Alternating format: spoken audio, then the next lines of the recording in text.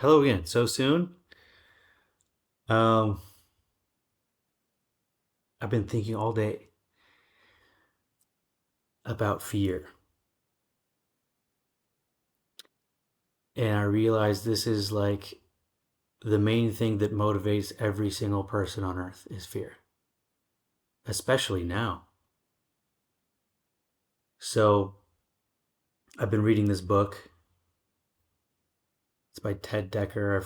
It's sitting over there, and I'm not going to get up to get it. I don't care right now, but the book has been profound. At this point in my life, I know I'm on a spiritual journey, and then things happen to me still. And then I wonder, okay, what was the purpose of that? What was the lesson? And I know I'm not where I need to be yet because I still find myself falling back to unconscious behavior when triggered. So, like the purpose of relationships is a mirror.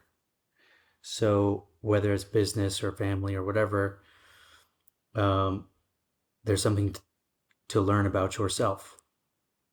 So, I was running into repetitive cycles. And although I was aware of the cycle, although I was aware that it wasn't healthy, for some reason I felt like I could change the course because I've learned so much. You know what I mean? Like I'm better equipped now than when I was young. So um, this book and like the person I just met up with earlier in the week all made me think, and it's all along the same lines. So that book is about how the opposite of fear is love. And it's not just love, it's perfect love. So you can love, in English, it's just the word love. But in Greek, there's three, there's probably more actually, but eros, philos, and agape.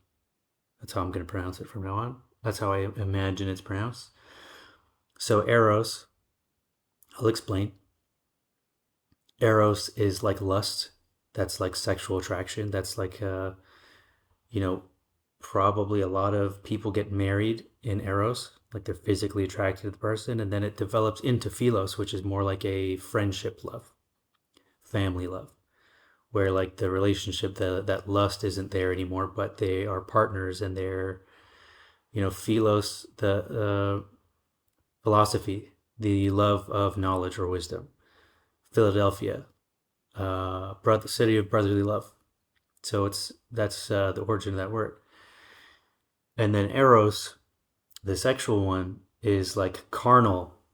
It's like an instinct of attraction, which is eros is the Greek version of Cupid. So Cupid points his bow, and then someone gets attracted to someone else, right? And it's not. It's like an instant thing, and it's love at first sight. It's not based in anything. It's not a real love. So probably most people in the world are stuck in these two. And the reason they're stuck in these two is because they are afraid. They haven't conquered their fears. So agape is the love that God has for us. Look, I don't like saying it either. Like the concept of God has been, it's a perverted word now. It makes everyone cringe, including myself. But this is the way that if you imagine that there is a God, let's say, I think there is actually. That's the funny thing. But the type of love is it doesn't matter what you do wrong. It's like a good parent, like a parent to a child. Like no matter what that kid does, you see like the parents of John Wayne Gacy and these serial killers. Like, oh, he was a good boy. The mother of Pablo Escobar. He's my not my son. He's a good boy. Um, that's a type of love that holds no account of wrongdoing, holds no record of wrongdoing. So as I'm realizing like what I'm going through and what I'm, like I know that I've been kind of stuck because work has slowed down. So I still have enough work to get things done. I'm not worried, but it's like suspiciously slow. And I know when that happens, I'm like, okay, I'm supposed to figure something out. The universe is giving me, God, thank you, is giving me a chance to catch up or figure something out in my personal life, which you can't do when you're just working. So I'm very fortunate that I've had the free time. Like I was talking in the last video about a guy who is very outwardly successful, and like you don't have the time or ability. Like my friends with kids, they don't have the time or ability to analyze and go on this journey. So I'm excited to do it. I'm excited to do something that is rare in this life because I've designed a life to give me the time to do this because I find this important. I find this more fascinating than watching TV right now, or going out and getting drunk or whatever. Whatever else I could be filling this time with, this is more important to me because I'm figuring stuff out, and stuff that if I can share would be profound. It is profound to people who are ready for it. It's mumbo jumbo to people who aren't self aware or aren't awake or aren't, you know what I mean? They're fine being pacified. I'm not. I'm a life path number 7. I have the bigger questions in life. So I've designed a life that allows me to figure this shit out. So I don't make the mistakes that I see other people make. Um, so in my relationships, it's really hot, but I don't want to get naked. In my relationships, I feel like, and that goes for friendships, family, and romantic relationships, I feel like I have always had the third type of love, a love that is forgiving and holds no account of wrong. But at a certain point, when I get triggered, I like rescind it. I rescind it for a period of time and then I return to it. And then I forgive. And I'm like, yeah, that's like, I understand. And I guess that is what I'm figuring out now. That's like the big epiphany is what I'm doing wrong. Because, of course, like when you've done more work than anyone around you, you feel like you're speaking a different language. Like, even if I talk to people who study psychology, it's like they understand the concepts, but they haven't been through it. It's different going through a dark night of the soul than reading about it. It's the difference between a metaphor and literal. Like when you understand something literally, it's like, fuck, this is the answer. Guys, listen to me. I have it figured out. Just do it this way. And of course, nobody wants to fucking listen to me. But um, so in my relationships, I was like, I did have relationships where I had fear or fear developed eventually. I would always forgive. I was always like willing to let the past stay in the past. But women have a hard time with that, FYI. And you make the wrong noises with your mouth, and they'll never forget it. They'll never forgive you. But I was giving this perfect love that holds no account of wrongdoing to people who loved me in the first two categories, eros or philos.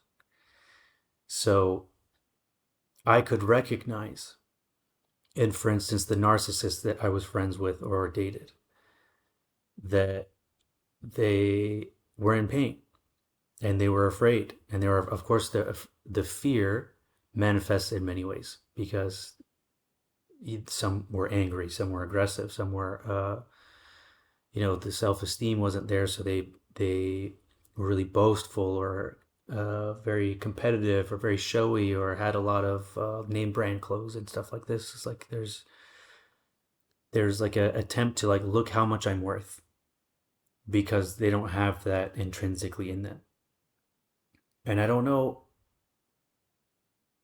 I do have competitive nature and I do have the desire to have nice things, but I never really identified with them in that way. Them as in like the people who have that specific type of trauma.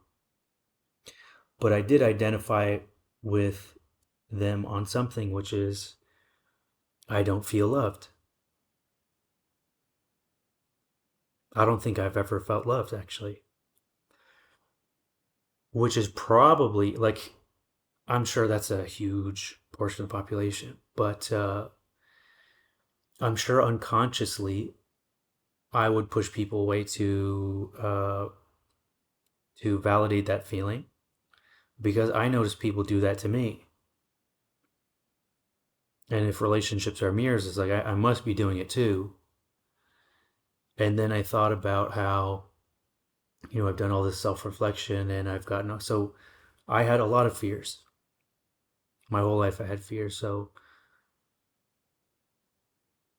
like, I'm actually thinking right now, like, as a kid, I was afraid of the dark. I was afraid of ghosts. And what happened in the house that I grew up in is I had ghosts, or I had the experience that I would call ghosts. And of course, no one believed me. No one was experiencing it, but maybe nobody had the same fear. And I just manifested it. At least that's what I told myself in adulthood. Um, Gaslit myself out of energy can't be created or destroyed, only transformed. I don't think we just become worm food. I do think there's something. But I had a fear of losing money. I had a fear of being broke. I had a fear of social ostracization, being socially ostracized. I don't know if the other one was a word. Being a pariah, being unpopular, being abandoned. I had these fears. And then what happened in my dark night of the soul is I faced those fears. I had all of those things. So the people that were closest to me, family, friends, romantic relationships, I lost everything. Social status, um, integrity, like a ton of things. I lost everything. And when Jung talks about it, said that no tree can reach heaven whose roots don't go down to hell. It's like you whether it's a spiritual thing that I experienced or this is just part of normal psychological development. The end result is the same. So I went through hell, actual hell, manifested demons and everything. I won't be more specific, but fuck me. Um, your worst nightmare. I'm confident if other people have seen and felt the things that I felt, they probably killed themselves. Because you think, what else do you have to lose? And then the world is terrifying. And it's not just terrifying, but everything that you were chasing now you realize was an illusion. Money and status and like the possibility of being famous and or being Donald Trump or being, you know what I mean, a famous rapper or whatever the thing is that you're the outside chance of winning the lotto. All those things became useless. I knew that it wouldn't make me happy, but and then on top of that, the world was terrifying, surrounded by demons. Again, you can take that literal or figurative. It's the same answer because I'll tell you what it feels like when you have spiritual vision, when you unlock this awareness. So as I became aware of myself, I became aware, a more conscious person. When I became conscious, when I talk about narcissists, to me, from across the room, I see it. I'll give an example is that when I started going out and partying to numb myself, I was numbing myself, thinking that my medical diagnosis that I was supposed to die this year. So yeah, 4 years ago, the doctor gave me 4 years to live, and the world shut down for the disease. And I thought at least if I'm gonna go out, I'll go out the way I want to. I was sheltered and I didn't do anything risky. I wasn't a big drinker. I didn't have a sip till I was 27. And even then I hated it. Never tried any drugs. Never went out to parties. Didn't go to, when my friends went to New Year's Eve parties, I would pick them up to take them home. Otherwise I stayed at home. And I said, like, I said to myself that I did all these things to play it safe and I'm still going to die early. And the thing is, I wasn't really sad because thought I was going to die early. I always just had that feeling. Self-fulfilling prophecy, right? I just, since I was a little kid, like when I was in my room as a kid, I'd hear the walls creak from my closet every single night, and it would creak till it got to my head, and then I'd feel someone play with my hair. Now, whether I created that in my head or it's a real thing that's happening, everyone I talked to didn't believe it.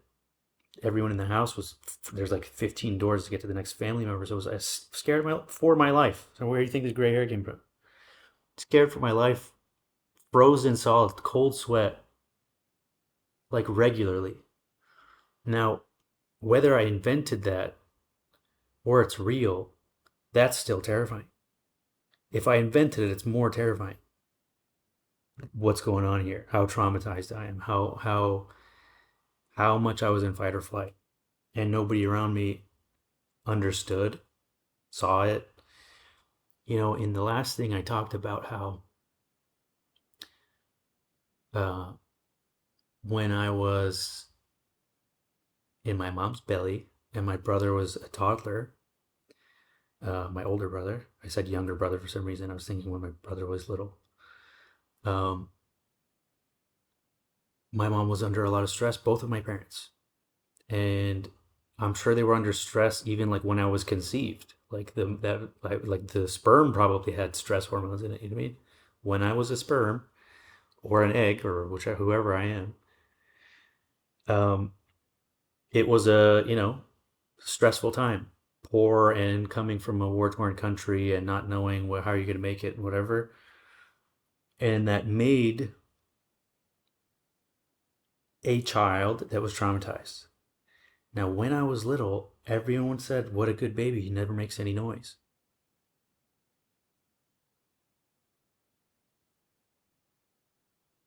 Like it clicked after. I'm like, oh fuck, like that's like that was a sign that there's a problem, and everyone's like, "This is a fucking great baby. Bring this baby around more." Um, but yeah, like that's how a baby becomes avoidant. I was like an avoidant baby because my needs were last. My brother was screaming and crying because he needed attention because he felt my parents' stress and he could express himself. And then when the baby's crying, just let him cry. Fuck him. So now, of course, I could be like, oh, poor me, which I thought my whole life. Like, I just had this. I have such a profound connection to sad people because even as a kid, especially as a kid, like something bad happens to you, it's your world falls apart because that's your whole world. You don't really know anything. It's a big chunk of your life, also. You have a bad week, that's like a big percentage. And I would have never, ever, ever considered killing myself. But I always wanted to die. I just wanted it to be over. I fucking hated it. Family, school, everything. Everything. No exceptions. I found very little joy in life as a kid. It felt like I wasn't able to do anything even. But eventually, as an adult, you kind of learn to get your needs met. And then the dark night of the soul, that state of being became it again. And it was persistent. It's like years of having the disease where it's like I can't taste anything. Like you see a like delicious chocolate cake tastes like paper. Like no, everything was dull. So I have like a profound connection to when people are sad, and then it's because I'm so familiar with it. I just boom, go back to it. And then I'm like, hey, I've been out of this fucking hole. Let me show you this tunnel I fucking dug. Like, this is the way, guys. Follow me. And then I start marching and I turn around and nobody's fucking behind me. Everyone wants to stay in the fucking hole. And I know that, like, I felt like someone that is very close to me was marrying the wrong person because I feel like I'm going to say I don't know, but I feel like I can read people well now, especially narcissists. Like I started by saying spiritual vision.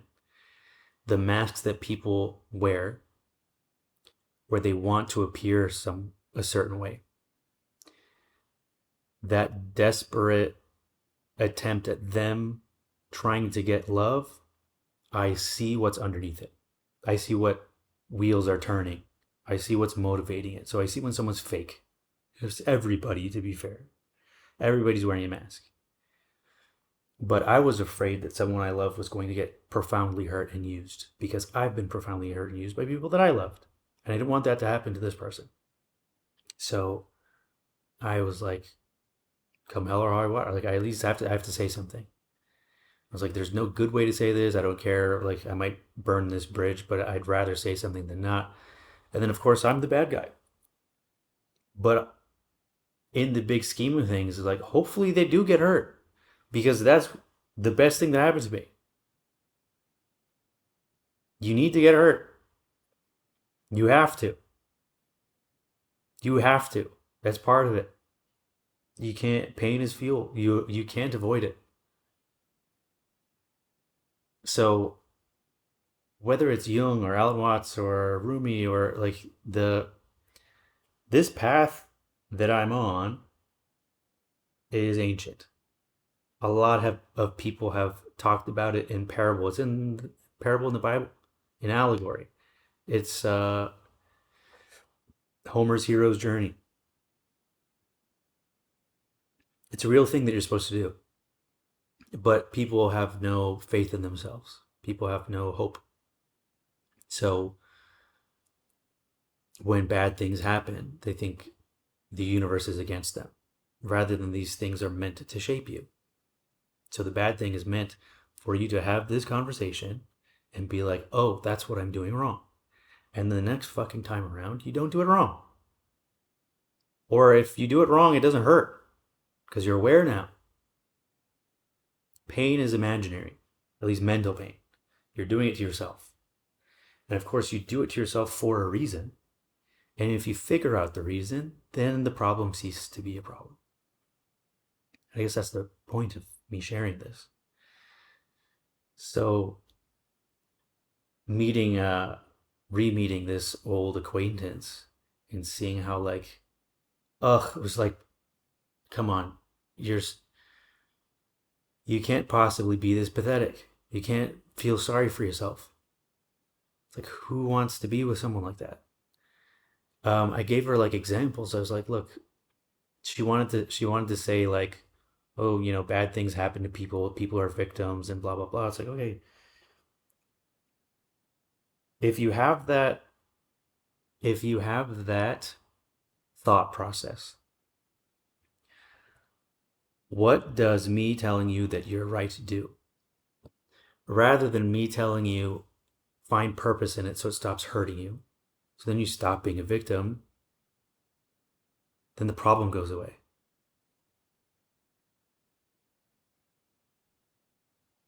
You know what I mean? And this person teaches therapy practices. And she's not practicing. Like, for a therapist to have a conversation with someone who she said she had no trauma, and I'm telling her all this crazy shit that's happened in my life, like, it's not just betrayal and shit. I've had like supernatural shit. Like, how do you fight something you don't know exists? For fuck's sake. Like, if that's my psyche creating something for me to tackle, why do you think your psyche's not doing the same thing? Maybe you have a better imagination. But as a as a practicing therapist to not want, like, not even be open to it. It's like, what? Why are you change your job right now? You're doing everyone a disservice. Also, for fuck's sake, tell me your deepest problems. Oh, your mother. Okay, okay. Oh, you know what? My next client's in. Why the fuck is it an hourly thing? Is that how therapy works? No one gets fixed in an hour once or twice a week. Like, cancel your plans, bitch. I have backstory.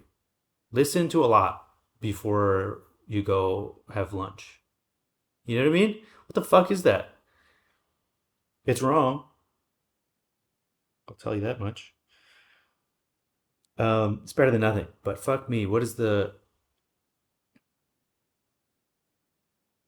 All right, yeah. We'll continue next week. Show me your notes first. Um, what did you say about me? Am I a narcissist?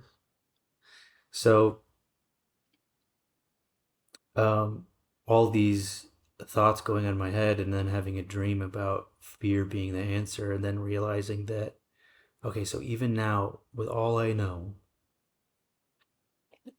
the more you know, the more you realize you don't know shit, by the way. So I'm aware that I don't know everything, or I don't know anything. But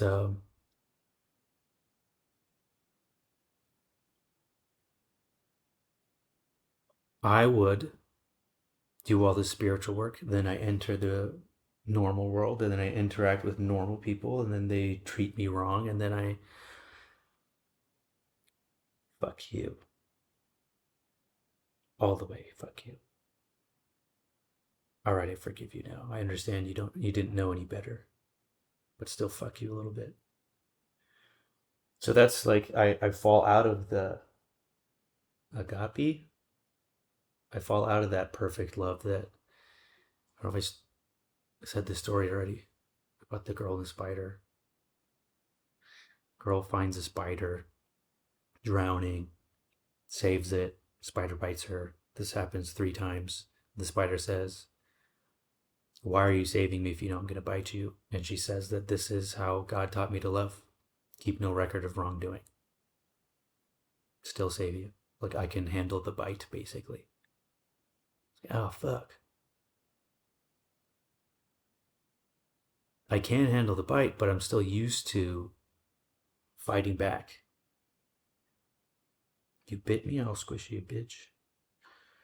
Um, yeah, and then afterwards, I'm like, I get back to my equilibrium, but it's falling out of that grace. It needs to be like a permanent thing. So now being aware of it, it's like, oh, this is what's been happening. This is what the lessons have been for recently. Because if you are dealing with someone who's still in fear, in a fear mindset, you can see how fear manifests. It is visible on people. Um, Looking for social status, be it education, be it purchasing name brand products, be it driving a certain car, being it um, title at work, being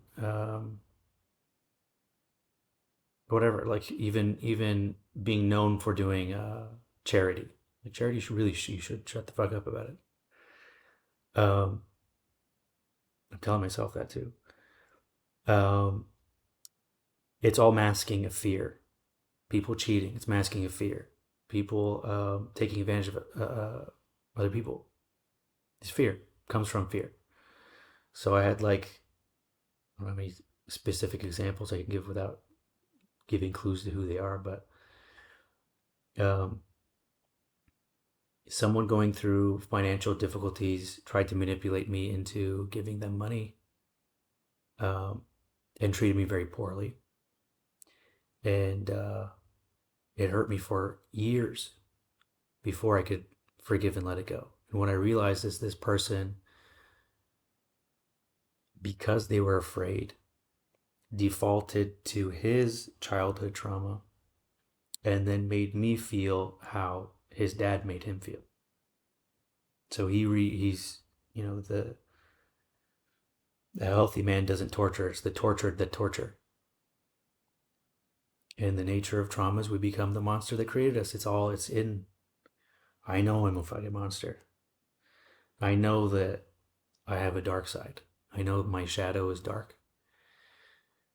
But denying it makes it brighter, right?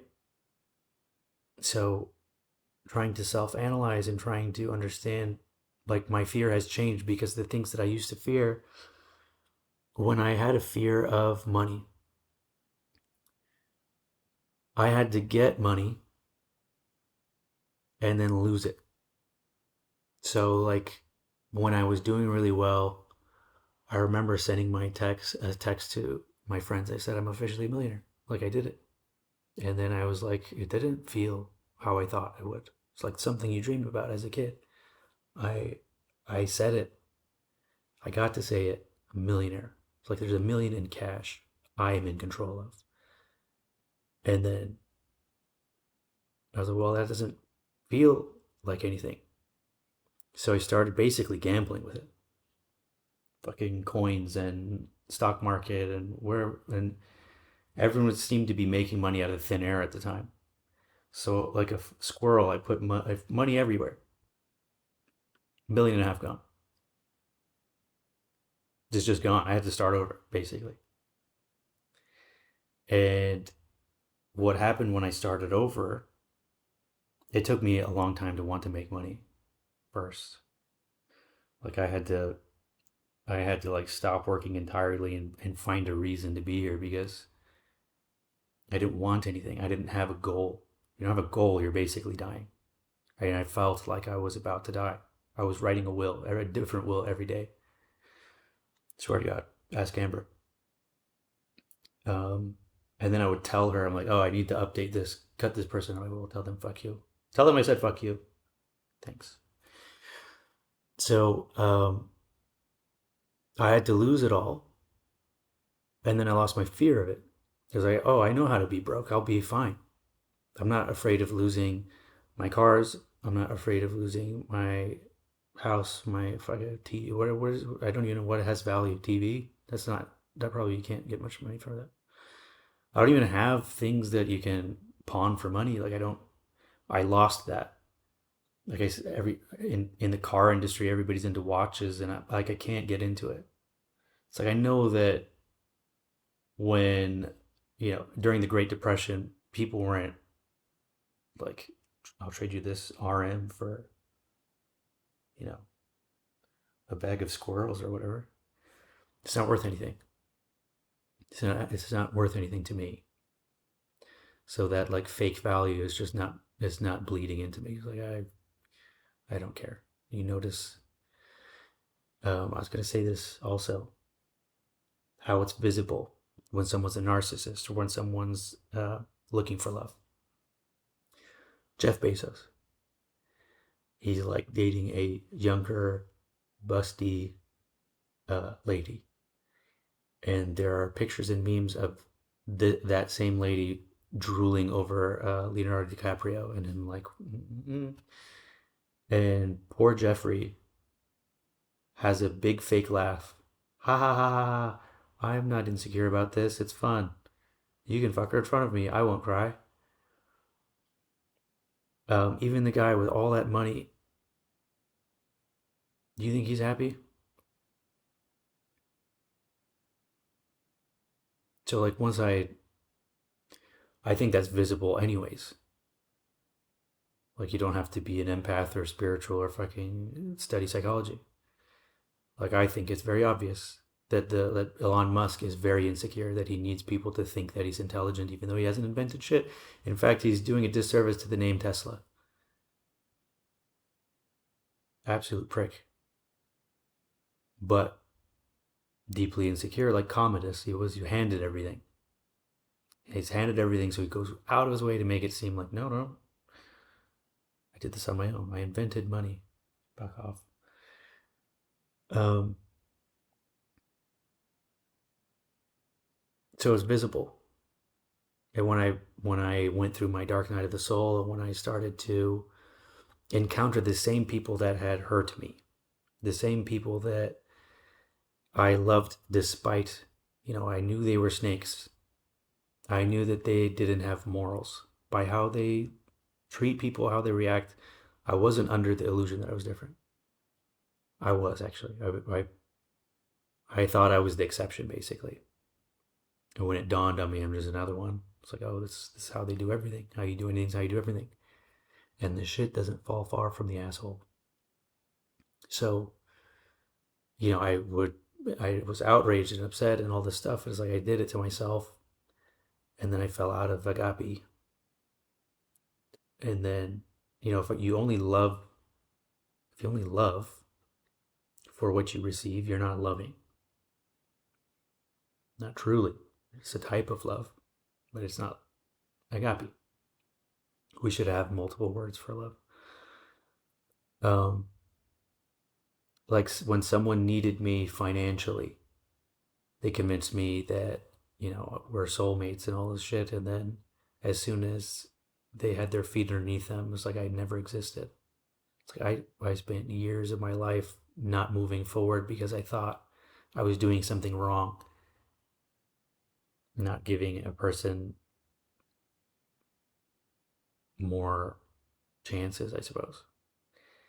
And as soon as there was any other option, literally any other option, it was like, oh, um, and to give credence to what I was talking about is I went out with this person. We went to a bar, and she flirted with the bartender to get free shots. And then the bartender comes and has shots with us, and I'm like, I have $10. Like,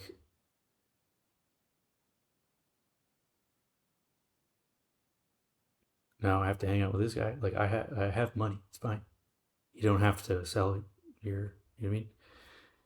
And then I realized, fuck, I'm the bartender. She was doing the same thing to me. And when you realize that, it's like the Hulk. You want to like, how dare you? Don't you know I'm better than you? That's what it triggered me into my ego. Um, and then eventually, when I got over it by learning how to love.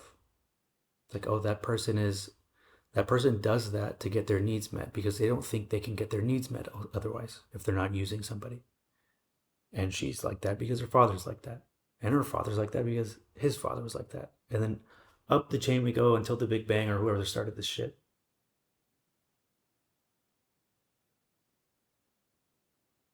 People can only meet you as far as they've met themselves.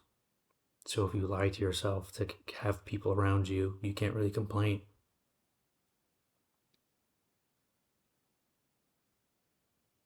I did for a long time. So this concept of fear, now I see fear in everybody. So even like I'm telling you, okay, I was telling this story and I stopped telling it. When I started going out, I went to a private party. It cost me $500 to go to a party. The hottest woman you've ever seen in your life. It's like the Playboy Mansion basically. And I'm at this party, um,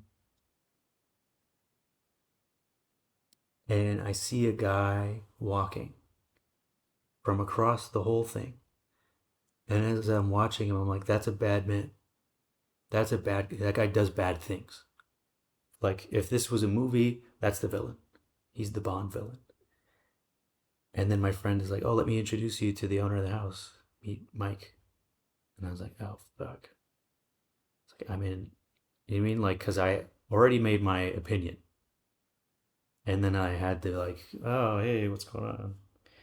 And he didn't remember meeting me, but um, come to find out, now this is funny. I had one drink, cranberry vodka. Again, I wasn't a big drinker and I was just diagnosed with kidney disease. So, like, I was just starting to go out. I black out from the one drink because Michael puts date rape drugs in all of the alcohol. He put GHB and everything. And then the girls that fall asleep in one of the many bedrooms at this house get fucked by Michael or his friends. And uh, I guess I like glass half full. I didn't get raped. Um, but I left that house and I drove drunk home. I knew I didn't want to be there. I didn't want to leave my car there after one drink. Um, but my intuition about the guy being bad is what I'm talking about. Like, I knew he did bad things before the bad things happened. Then I get drugged. I didn't know that I was drugged. So like maybe a year or more later, I did GHB on purpose. I'm like, oh my fucking god, that's what happened. There's a taste, and I remember there's a few times in Vegas it happened where I was like, this tastes weird. It's like part of me turned off the part with inhibitions, and then a new version, Party Matt, came out. Um, and I always thought it was like, maybe I was sleep deprived, and it was like combining Red Bull vodka. It was GHB. Someone had, I think I know who too. Someone had put it in my drink to see me become an asshole, I guess. Um, Again, not these aren't things that would have ever happened. And of course, like if you take it on its on this happened. Someone gave me drugs. Someone drugged me. Gave me drugs is a different, like I wasn't thankful. Someone drugged me. I put my life in danger. I also put my relationships in danger because I took a girl home who my friend liked. Then I put my relationship with my friend. And it's not, these aren't things that I would do. I don't take girls home after just meeting them. And I don't hurt my friends. And I didn't know. So the next morning, waking up, I was like, what have I done? Like, do I lie to my friend? I can't lie. Did I just lose my friend? And I had this guilt and all this shit I had to process without knowing that I was drugged. Um, but again, you take that story itself, that sucks. But in the big scheme of things, that was one thing of many like it that eventually got me to a place of enlightenment. You have to go through hell to get to heaven. Otherwise, you wouldn't know what heaven is.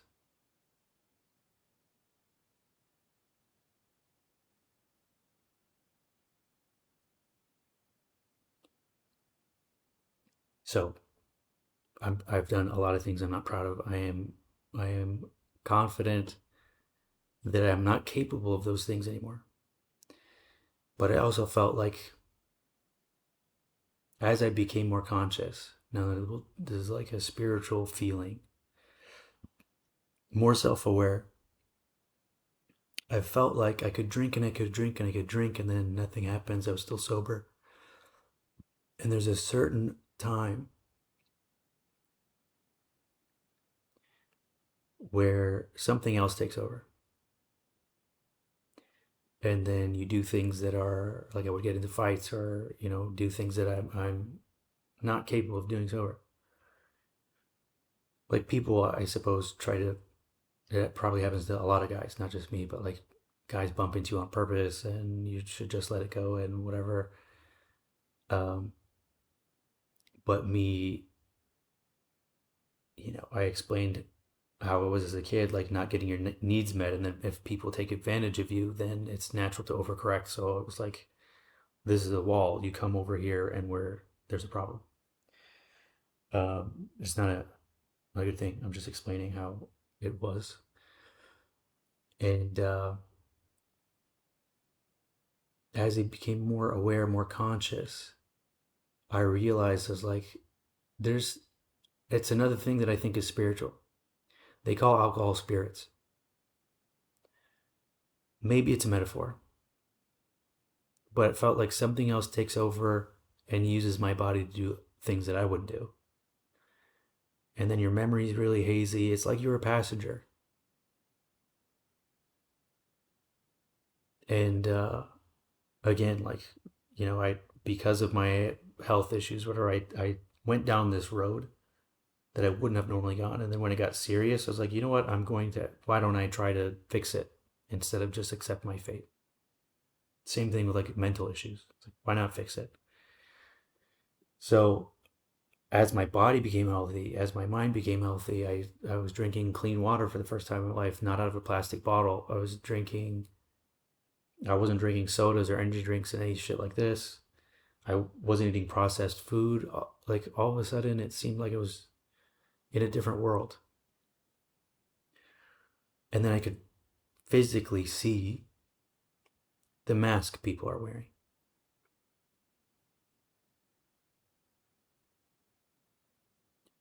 And people don't like that you can see that.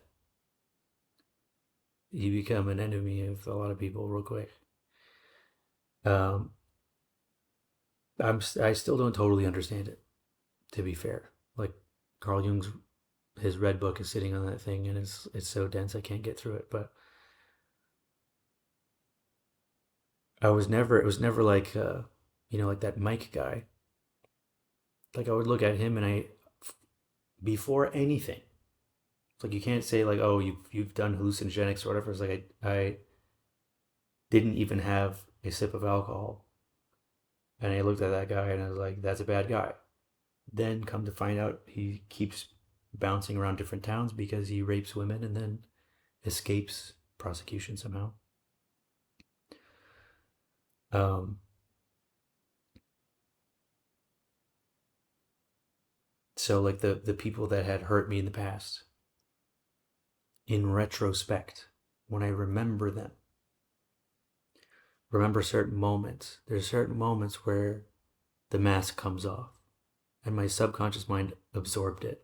My conscious mind ignored it to maintain the relationship, to stay friends, to not be scared. Part of me thinks that as a kid, I saw this and I like turned it off. Like I had spiritual vision and turned it off.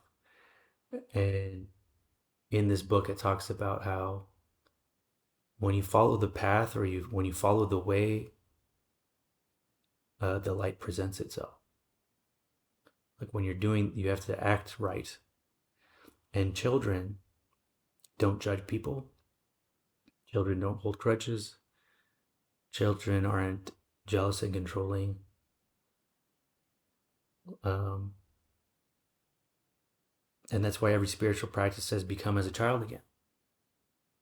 It's like you have to unlearn the shit that you learn from being hurt.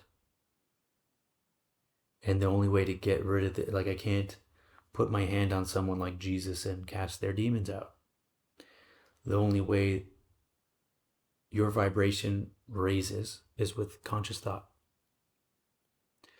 So your limbic system, your fight or flight, your lizard brain is empathetic in every human being as a survival mechanism. So when you are in a crowd and the crowd starts running, bitch, you're going to run and you're going to you'll feel the panic, even if no one says a word. No one has to communicate with you. Can I do something? Did you jump? Then you're afraid. You have fear. Shouldn't have given you a clue. Should have just done it randomly. But that fight or flight response occurs when you get in trouble as a kid, when something traumatizing happens, and then your body subconsciously create new rule. As from today, this happens. I had a therapist before I went on this journey, and in talking to the therapist, I learned about myself that when I was in first grade, I had a headache, and to this day, it's the worst headache I ever had. Never had a headache before, and I was like rolling around on the floor. My mom picked me up from school, and I was rolling around on the floor like my head hurts, my head hurts, and she had left work to pick me up, and then she was eating something, and she's like, "Shut up! What do you want me to do?" And then I just like went to my room and cried in my pillow. I was like, I guess there's nothing she can do, so I will stop complaining. From that, I was like, new rule: don't complain when you're hurt. And now, like, even in a relationship, when I'm hurting, I don't even, it doesn't occur to me to say what's hurting me. It doesn't occur to me. Like, I don't even know what's hurting me until I'm out. I'm like, oh, fuck, everything. My needs weren't getting met. I didn't feel loved, whatever. By the way, my mom totally could have given me an aspirin or a glass of water for fuck's sake. Mom. Um, you know, she's she had her own stress and fear to deal with. So distracted with that. So when someone is in a state of fear, they can't love. My mom's afraid of everything. The diseases, like don't touch money, you'll get AIDS. You can't sleep over at your friend's house because someone will rape you, then you'll be gay. Um, like they're just afraid of everything. The sky's always falling. Very deep, devoutly religious, though. Also out of fear. Um, but what good is believing? I always say it. It's like, do you believe in God or not? Why do you think you're gonna die today? It's like, why are you praying all the time if you can think it's gonna end tomorrow? It's like, and also if it ends tomorrow, you should be happy. You get to meet God. Aren't you excited?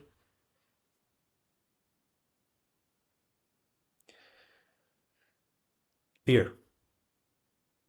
So I have so many tangents, but I conquered my fears: fear of money, fear of abandonment, fear of ostracization, fear of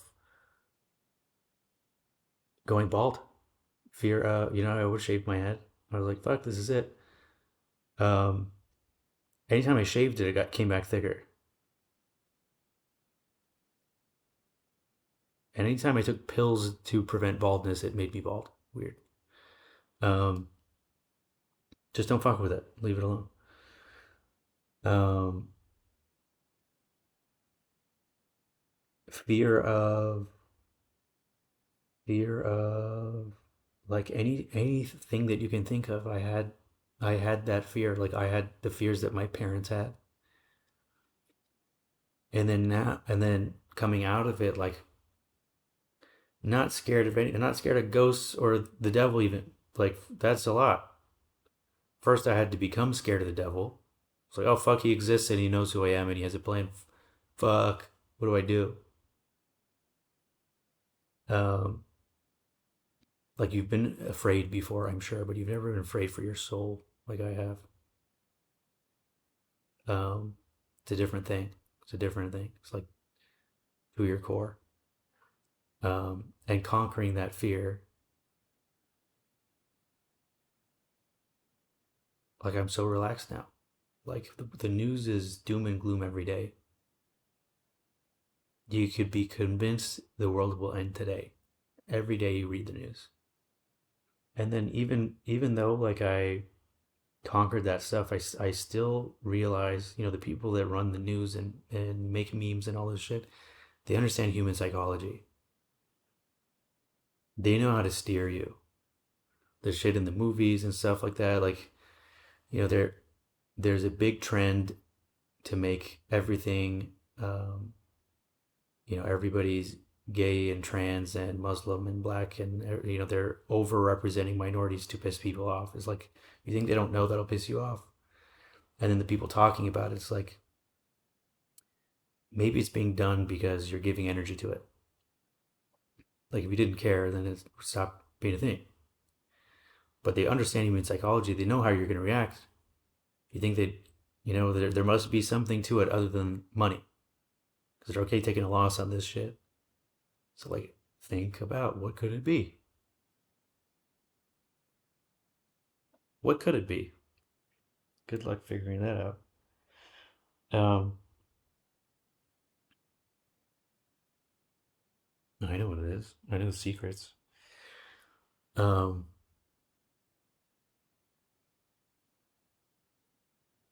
yeah. So I suppose I've always loved, whether it's friendships, romantic relationships, parents, or siblings. I've always loved people who have some sort of fear that they haven't conquered yet. And when someone has fear, they cannot love you in the agape sense. They're incapable. I suppose I know that in my heart, so it's easy to forgive, but I still feel profoundly alone in the world.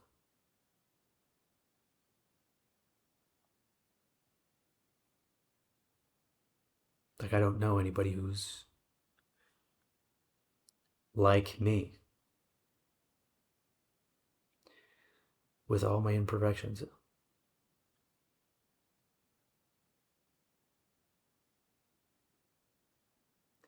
So fear is a motherfucker, huh?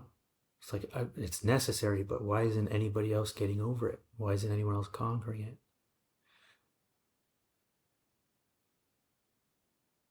All right, that's it for now. I'll think about this some more. Maybe I'll have more to say. See ya.